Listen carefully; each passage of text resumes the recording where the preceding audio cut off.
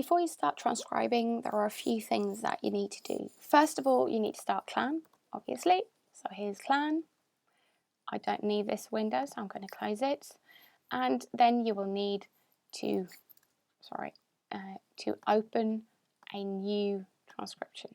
So file and new. Now what I'm going to do before I do anything else is to save this file. So I go back to file and save as. Now I want to give my transcript the same name as my recording so that clan knows that these belong together and so that I also know that these belong together. So this is my sound file right here, and I'm going to name this one as well Leah. Now you want to make sure that you get the extension, the CHA here.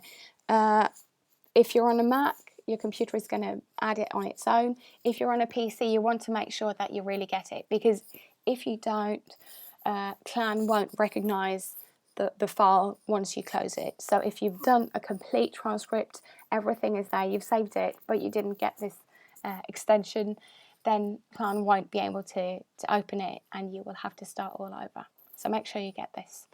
And also you need to save your transcript in the same place as your sound recording.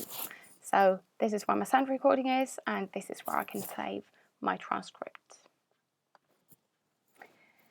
So that being done, I will now need to create the headers for this transcript.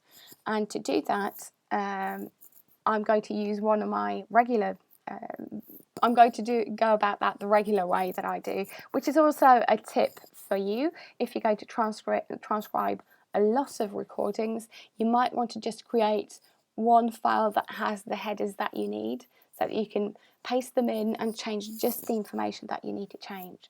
So this is my headers model, and I have them here. I'm just going to copy this and then paste it in.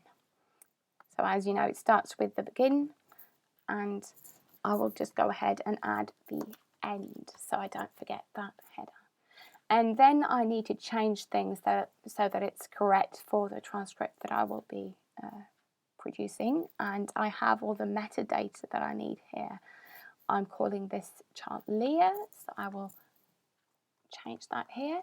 Leah, now for the record, that's a pseudonym, even though when I in the following videos play back the sound to you, it will sound like the child says Leah, but that's only because I wanted the sound recording to be anonymous as well, and so I had to do a bit of cut and pasting in that. So this is what I'm calling the child. It's not actually her real name. Her role is the target child. The investigator is me, and I would like to add the age of this child. So 4, 2, and female. The date is, as you can see here, March 23rd. So I'm just going to change that. Now, for the months, you always need 3 characters, and they all need to be capital letters. And then it's 2010. Now, this is not the audio file that I will be using, but I will use this one. So, Leah. If you want to, you can include information about the coder or about the tasks. I'm not going to do that this time, so I'm just going to save it like this. So I'm going to save it again just to make sure that I've saved it.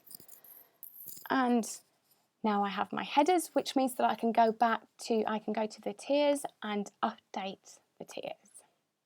Now what this does is it creates shortcuts for each of the participants. So if I go up here and I want to add a participant as the person who produces the seven utterance, I don't have to type *CHI:, but I can actually just press the command 1. This will be control 1, I assume, if you're working on a PC. So I've added the headers, I've saved my file, and I've updated the tiers, and I made sure that the transcript and the sound file are in the same place. And now I'm ready to transcribe.